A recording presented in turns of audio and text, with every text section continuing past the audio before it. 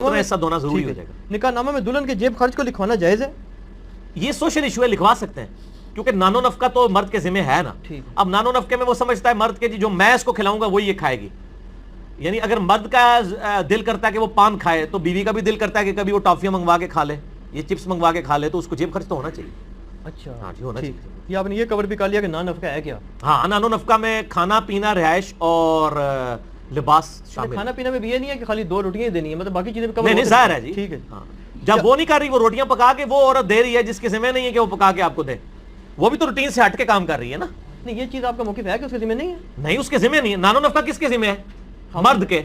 تو مرد کے اگر یہ اس میں ڈویژن ہوتی کہ جی ذمہ یہ ہے کہ لا کے گندم کی بوری پھینک دے گا اور وہ چکی چلاتی رہے گی, تو دائیں کی حدیث میں موجود ہے. جب میں آپ کو کہتا ہوں کہ یہ بندہ آپ کا ملازم ہے, اس کا کھانا آپ کے ذمہ ہے, آپ اپنی دکان پہ رکھیں, تو آپ کیا کرتے ہیں؟ اس کو لا کے گندم دیتے ہیں کہ ادھر کوٹے.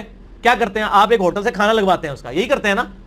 عرف عام میں یہی سمجھا جاتا ہے نا. تو بیوی کا بھی یہی ہے, جب وہ ایک روٹین سے ہٹ کے آپ کے لیے روٹی آٹا گوندھ رہی ہے, گھر کی صفائیاں کر رہی ہے, باقی معاملات کر رہے ہیں, تو آپ نے بھی اپنی روٹین سے ہٹ کے اس کے ساتھ کرنا ہے دل جوئی. یعنی بھائی یہ جو سنت سے کیا ثابت ہے؟ مطلب آپ کے گھر میں جو میں نے بتا دیا میرے بھائی, بال کی کھال نہ اتارے, سوال جو میں نے وہ سن رہے ہیں. یہ اس وقت عورتوں کے حقوق کے اوپر نہیں لیکچر ہو رہا, آپ صرف پرچیوں کور کریں, آپ لوگوں کے ساتھ زیادتی نہ کریں, مجھے بار بار نہ. کیا نفل طواف میں عورت کو چہرے کا پردہ کرنا چاہیے یا نہیں؟ نفل طواف میں تو ضرور کرنا چاہیے.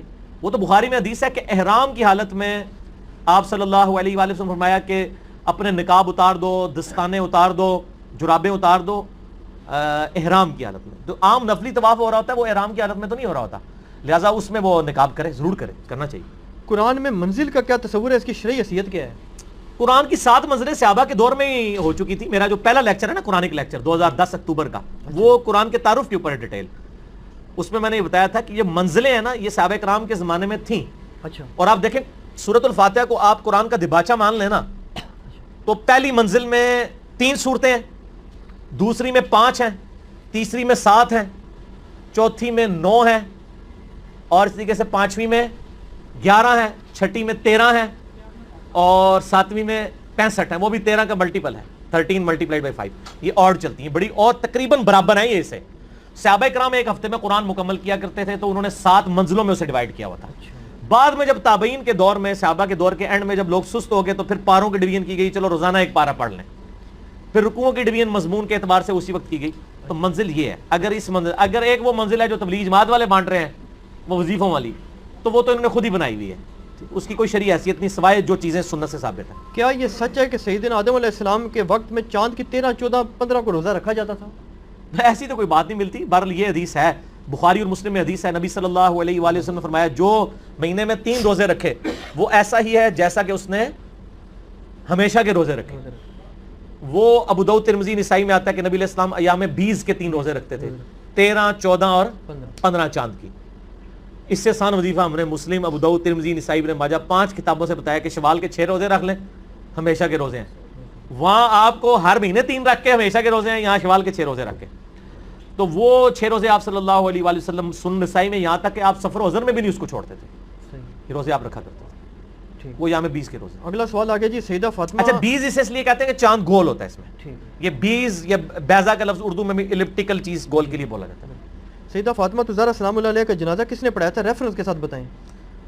ریفرنس تو بخاری میں اتنا ہی ملتا ہے, جب مولا علی ناراض ہو گئے سیدنا ابوبکر سے 6 مہینے تک, اس دوران آتا ہے کہ حضرت فاطمہ فوت ہوئیں اور انہوں نے حضرت ابوبکر کو نہیں بتایا, اور سیدہ فاطمہ کو جنازہ پڑھ کے راتوں رات دفنا دیا.